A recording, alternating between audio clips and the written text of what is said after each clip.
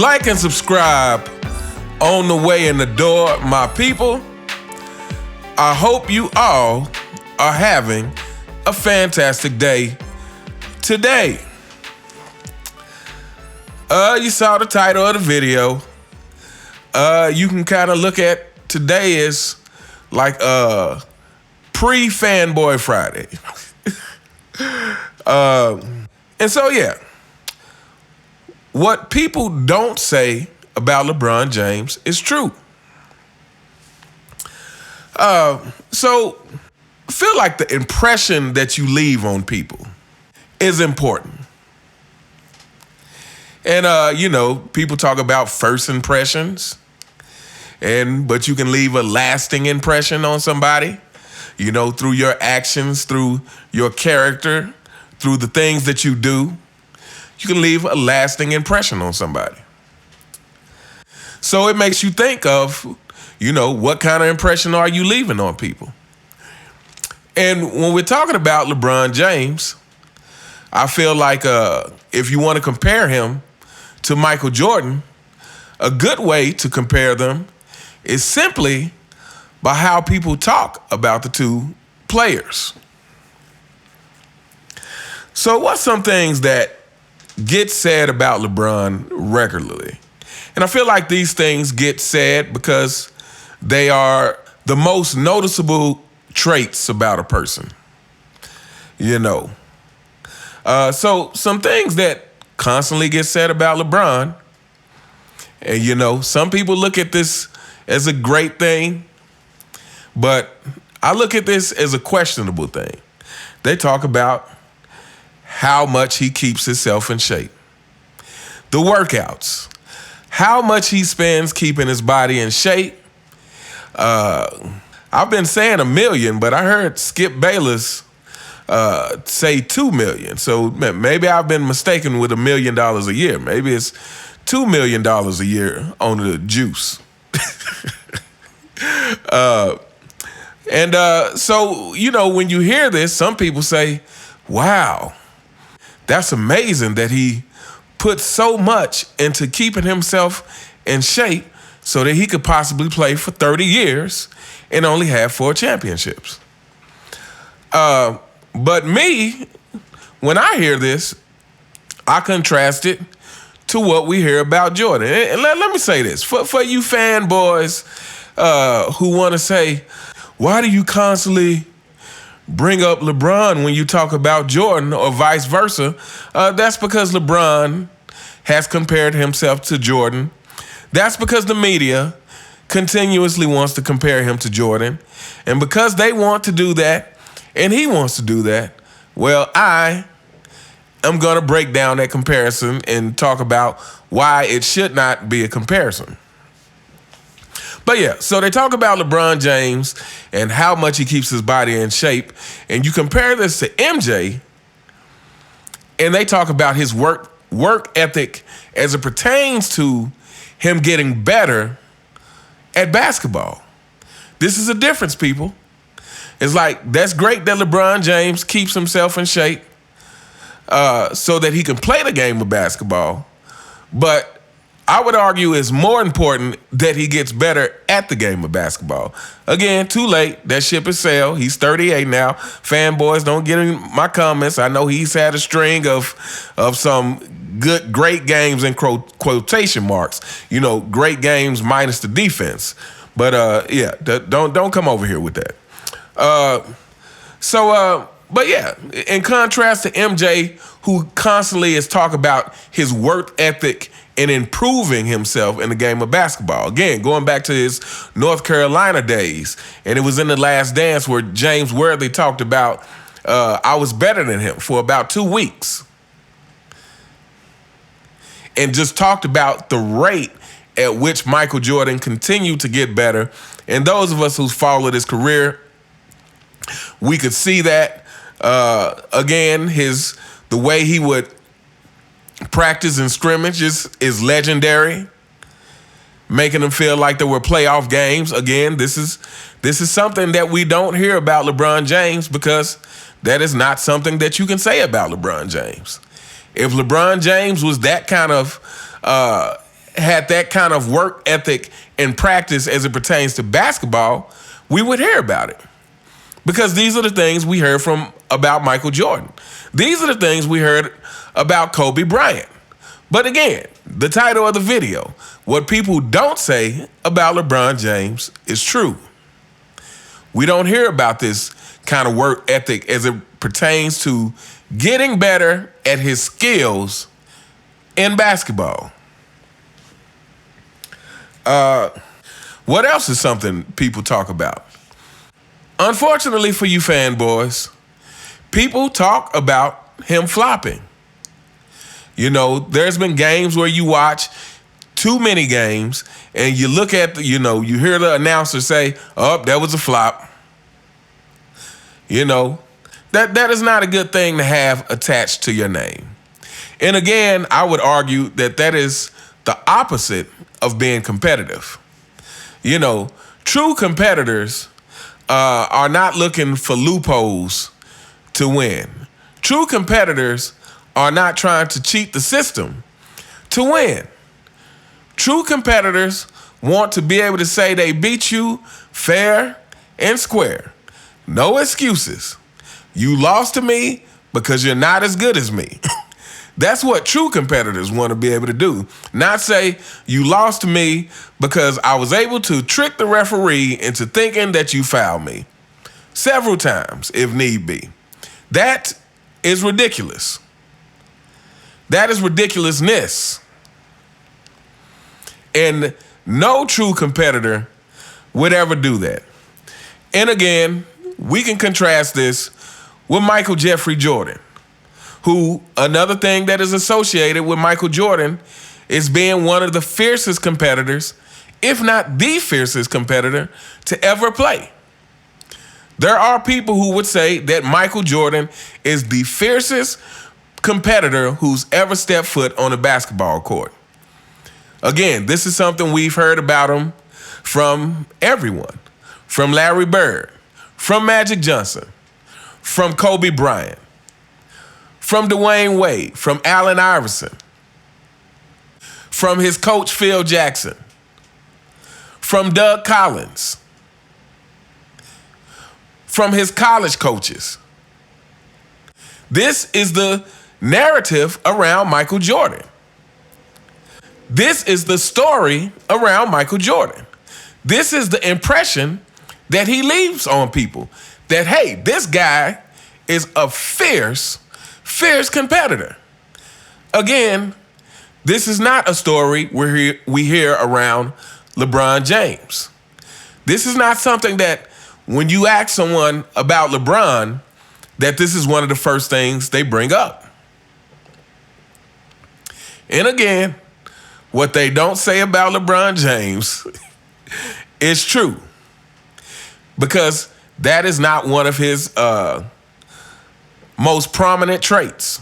Matter of fact, I would say that's one of his least prominent traits. Again, flopping is the opposite of competitiveness. And again, I hadn't said this in a while. I feel the need to say this, though. Let me always let you guys know that I don't classify all LeBron James fans the same way. There are some LeBron James fans, again, that I've had meaningful dialogue with in my comments. Now, I still don't agree with them on most things, but we can have a conversation about it. But you fanboys whose response is the fanboy anthem, "Oh, you just hating. Why you gotta hate? Why you wake up every day to hate on somebody?" Fanboys, you know what? I really don't understand you guys. Could you please help me understand why you feel it is your mission to try to defend this guy? That would be a question that if one of you could answer for me would be greatly appreciated. I just want to know what you're getting out of it. What drives you? See, I can tell you what drove me to this channel is I got tired of looking at major news outlets just completely lie or ignore the truth that we all are watching on the TV screen. I got tired of it. And, I was listening to people like Too Raw and different people, and I was like, you know what? I feel like I have a angle to add to this as well. That's why I do this. But why do you guys wake up every day and go search? Because you're not just in LeBron James videos. You're in Michael Jordan videos too. Go search and scour the earth for your king, looking for ways to defend him, especially when you're not even equipped to defend him. You guys, again, all you do is get on there and say you're hating. How about saying some actual point? How about refuting the actual points being made? Anyway, getting off track. LeBron is not a competitor. Flopping is the opposite of being a competitor. And here goes another one that you don't hear about LeBron James, that you will hear about Michael Jordan often. And I think, again, this kind of goes into the competitive thing.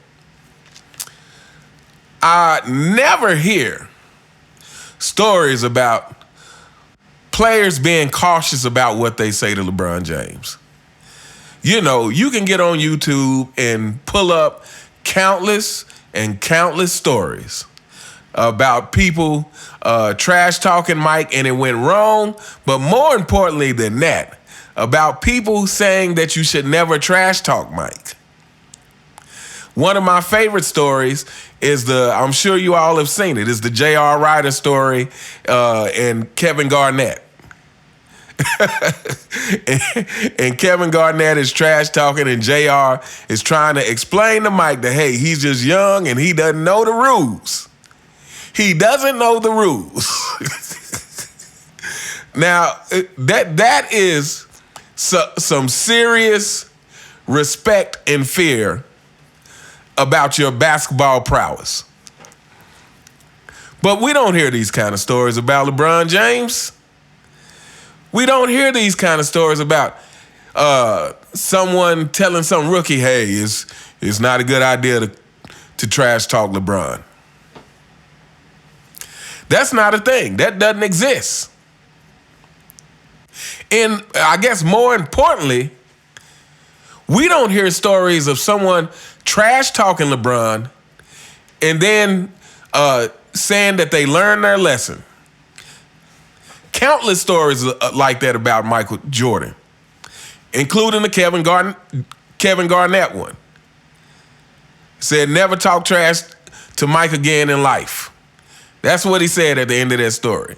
Reggie Miller has a story like that. I mean, just countless people who's like, okay, I trash talked him once, I'll never do it again. Even Magic Johnson. And Magic Johnson is a competitor.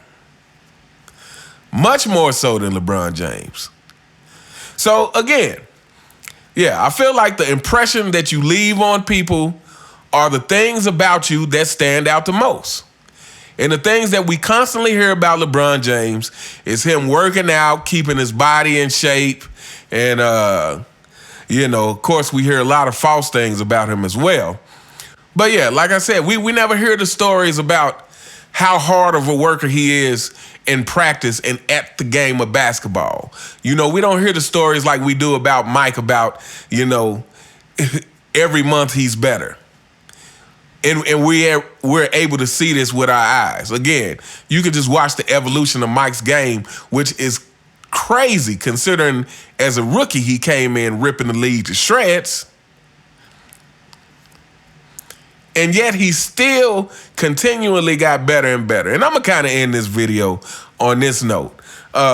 Michael Jordan's Wizards years, were talked about very unfondly by most people. A lot of people, including some Jordan fans, wish they never happened.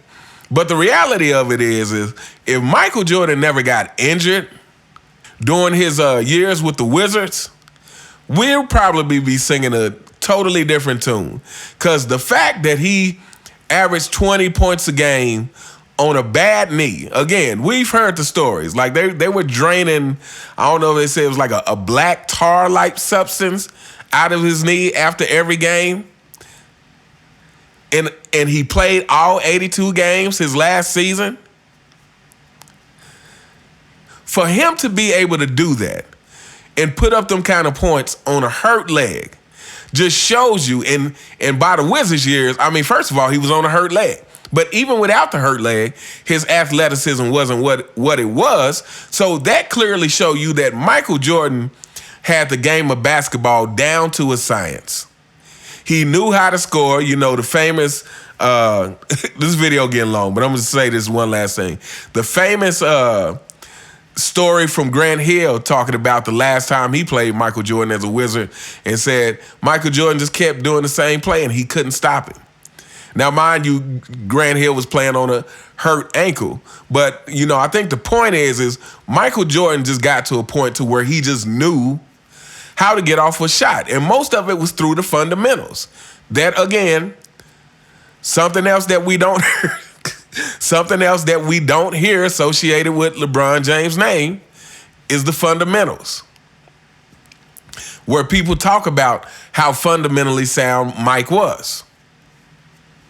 But yeah, Michael Jordan just had the game down to a science. But anyway, we are going to wrap up here. Like I said, the things that people don't say about LeBron James is true. Let me know what you guys think in the comments. Do you think the impressions that you leave on people are the things about your character, the traits you possess that are most prominent within you? Those are the things that people are going to remember. Or the things that you do most, are most known for. Those are the things that people are going to remember. And, you know, as compared to Michael Jordan, there's just a lot of things lacking in LeBron James. And if you pay attention to what people don't say, you will know what those things are. Let me know what you guys think in the comments. You all have a fantastic day, and I will see you next time. All right.